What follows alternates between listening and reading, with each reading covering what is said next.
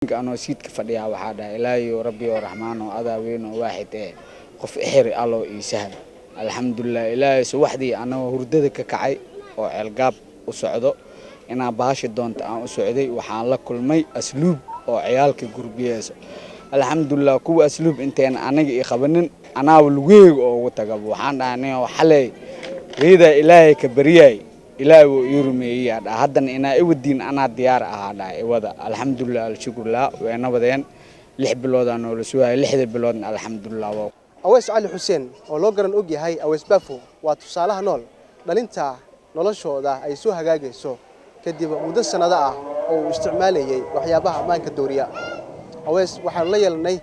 شيء كديره ونعيب بدن تابنيسا. أويس علي حسين بافو لبي صدق سنة جير دوانكو أقل جلي مقدشو waxa uu ahaa mid in muddo ah la daalaadhacayay daruufo nololeed oo isbiirsaday isaga oo yaraantiisii waayay hooyadii dhashay iyo aabihiis oo ifka ka tagay taasi oo u horseeday in ay gabi dhaclayso noloshiisa.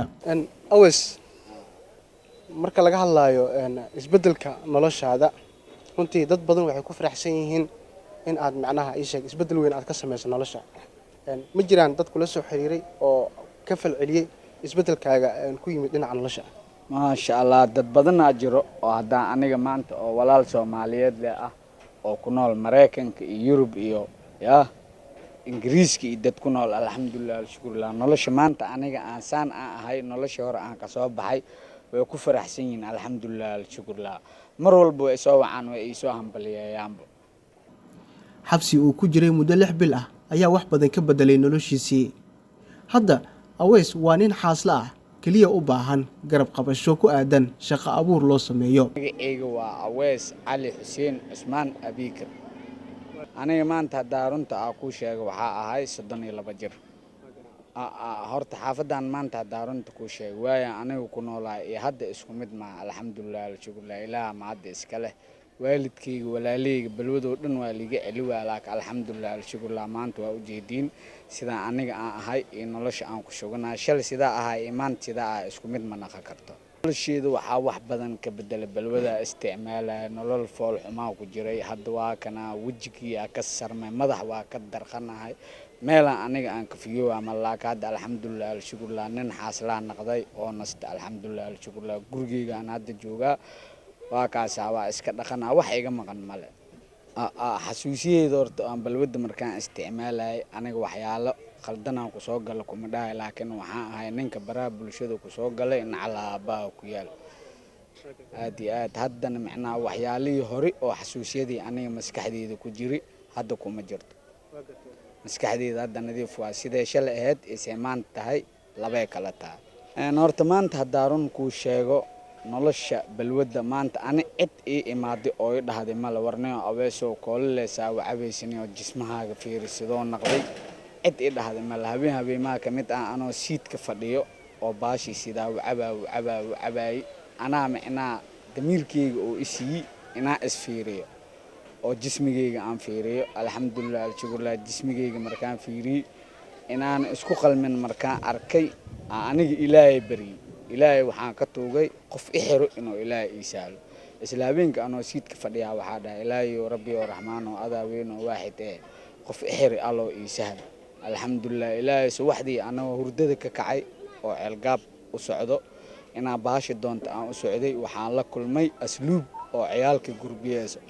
alxamdulillah kuwa asluub intaan aniga qabanin ana walweeg oo tagab waxaan dhahnay xalay reeda ilaahay ka bariyay ilaahay uu yurmeeyay hadda ina iwadin ana diyaar ahada iwada alxamdulillah shukr la weena badeen 6 bilood aan noloshaa 6 bilood alxamdulillah waa ku toosay alxamdulillah saana ku noqday wax iga maqan hadda ilaahay abuur male ilaahay habeen walba waxa ka bariyaa inaan balwad damba oo ilaahay ugu celiyo way xabsiga nolosha ku jiro walaada waxa leeyahay ciidamada asluubta khayr Allah siyaale nolosheeda maanta waxsaan u soo bedelay ilaahay ka sako waa ciidamada asluubta كل آدي وماسين غير إله وذا سينا ما أنت عندنا أسلوب أهالين نرشيد إنسان أهان اسمه ملالهم. بنت علي بافو وولاشة أويس سيدة دولة سعطة حالة ديسة وعي هيستا لبي طبان حرورة وحانا لكل حل أي وجهيستو حالة أداق أو لحريتا إن لو مديي كغوريستا غوريغا أي دقان تهي waxay nooga xog warantay xaalka walaalkeed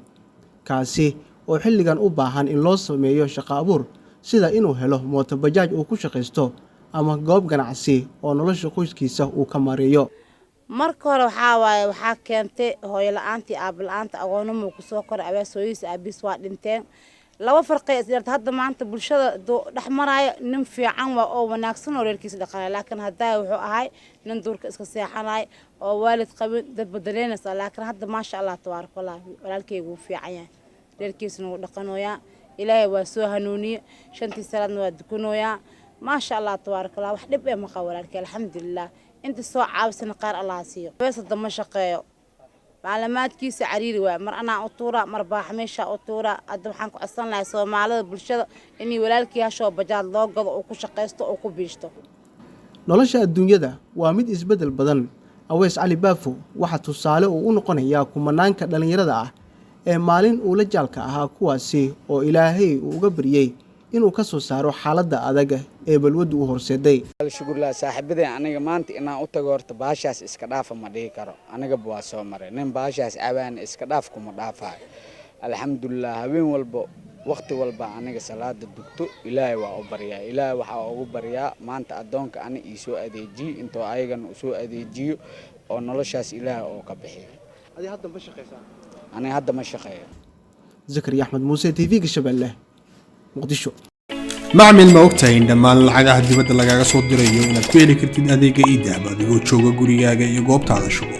haddaba macmil booqo xarumaha Somtel ama Dahabshiil si aad u hesho simkaarka Somtel oo ay kula socoto 1.5 GB data iyo 50 daqiiqo ku hadala.